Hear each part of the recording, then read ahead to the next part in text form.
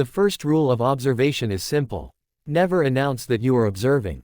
I learned that at 17, sitting in the back row of classroom 3B, watching my literature teacher lie with perfect confidence about a poem he had never read.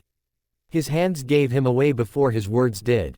He touched his ring when he felt uncertain, adjusted his cuffs when he felt powerful, and smiled only with the right side of his mouth when he was inventing meaning on the spot. Everyone else was listening. I was watching. Observation isn't about staring. It's about listening with your eyes. Most people think observation means noticing what's obvious: expressions, gestures, posture.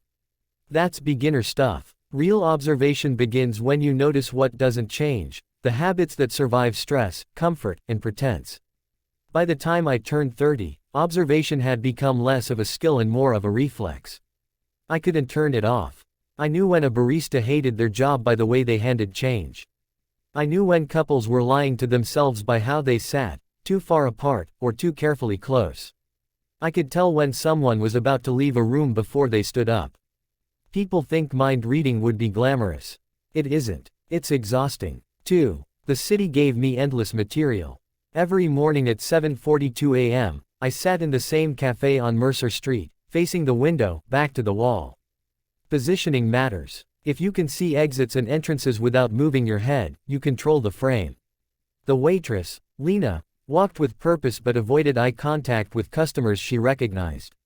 Familiarity drained her patience. New faces got her full smile. She was kind, but selectively.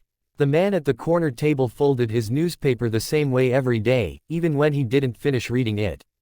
Control ritual. Probably felt powerless elsewhere. A woman came in twice a week, always late, always apologetic, even when no one complained. Chronic guilt. Raised by someone unpredictable. Observation is pattern recognition over time. Anyone can notice a twitch. Only patience reveals truth. And then there was Elias. He arrived on a Thursday and broke my routine without knowing it. 3. Elias didn't look interesting at first.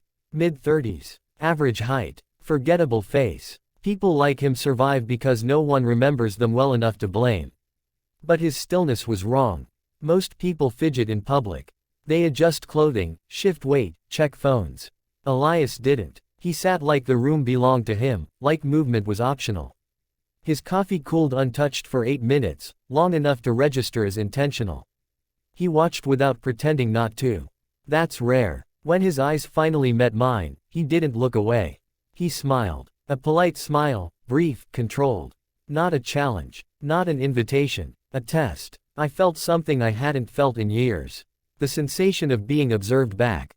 4. If you want to observe anyone, start with this question. What do they do when they think no one is watching? Elias waited until the cafe filled before he moved. He rose smoothly, adjusted his coat once, and walked to the counter. His steps were silent, not careful, trained. He thanked Lena using her name without checking her tag.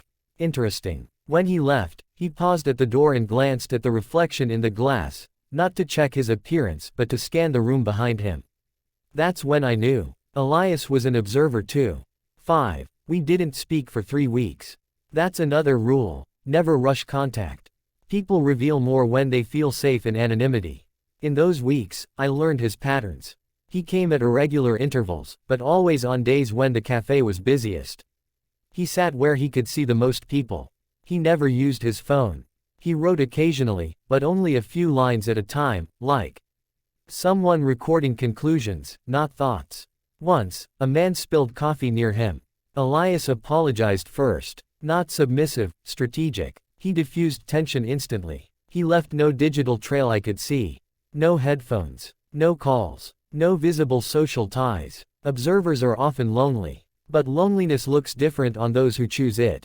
6. The confrontation came because I broke my own rule. I watched a young woman enter the cafe, nervous, scanning faces. First date energy. Elias noticed her too. Our eyes met for half a second, long enough to confirm we were tracking the same subject. She met her date. He talked too much. She smiled too often. Her body leaned away even when her words leaned in. Elias leaned back. I leaned forward. That's when he spoke. You're wrong, he said quietly, without looking at me. I didn't answer. You think she's bored, he continued. She's not. She's disappointed. Different muscle tension. I turned my head. How do you know? I asked. He finally looked at me fully. Because boredom relaxes people, he said. Disappointment tightens them. Then he smiled again. Hello. 7. Conversation with an observer is like chess played with mirrors. We spoke carefully at first, generalities, hypotheticals. People nearby would have thought we were discussing psychology articles or bad coffee. In truth, we were circling each other, testing assumptions. You've been watching me, he said. So have you. True. You're easier. Am I? You pretend not to care, he replied. People who don't care don't sit with their back to the wall. Point to him. Observation cuts both ways. What do you do? I asked. I notice things, he said. You. Same. He nodded. No disbelief. No ego. That's when I trusted him, not because he was honest, but because he didn't need to convince me. 8. Elias believed observation was a responsibility. Once you see people clearly, he said one afternoon, you can't unsee them. You either help, manipulate, or walk away. What do you choose? All three, he answered. Depending on the day. He taught me things I hadn't articulated before. That micro-expressions lie more than posture. That people reveal values under pressure, not comfort. That silence is the loudest data point. But his methods disturbed me. He staged situations, not cruel ones, but revealing ones. A missed meeting. A delayed response. A gentle contradiction. He watched how people reacted when their expectations were disrupted. Truth doesn't appear on schedule, he said. You have to shake it loose. 9. The story would be simpler if Elias were a villain. He wasn't. He volunteered at shelters. He tipped generously. He listened when people spoke, really listened. He remembered birthdays he had no reason to remember. But he also collected people, not socially, but mentally. He knew their weaknesses, their fears, their breaking points. Why? I asked once. Because someone will use them eventually, he replied. Better it's me. That answer should have scared me more than it did. 10. The final lesson came uninvited. One night, Elias didn't show up. That alone was alarming. The next day, I received an envelope under my door. No return address. Inside was a single page. Observe yourself. At first, I laughed. Then I started noticing things I'd ignored. How I avoided mirrors when tired. How I corrected people unnecessarily. How I observed others to avoid being known. Observation, I realized, had become armor. So I did what I'd never done before. I let someone watch me. I spoke more than necessary. I sat without guarding exits. I admitted uncertainty. And in doing so, I learned the final rule Elias never said aloud. The most dangerous person to observe is yourself, because you can't lie without consequences. 11. I never saw Elias again. Sometimes I spot someone in a crowd who moves like him, still and deliberate, eyes alert but calm. Maybe it's him. Maybe it's just someone else who learned the same lessons. Because once you truly learn how to observe anyone, you don't stand out. You blend in. You disappear. And if you're wise, you use the skill not to control the world, but to understand it, gently, from the edges.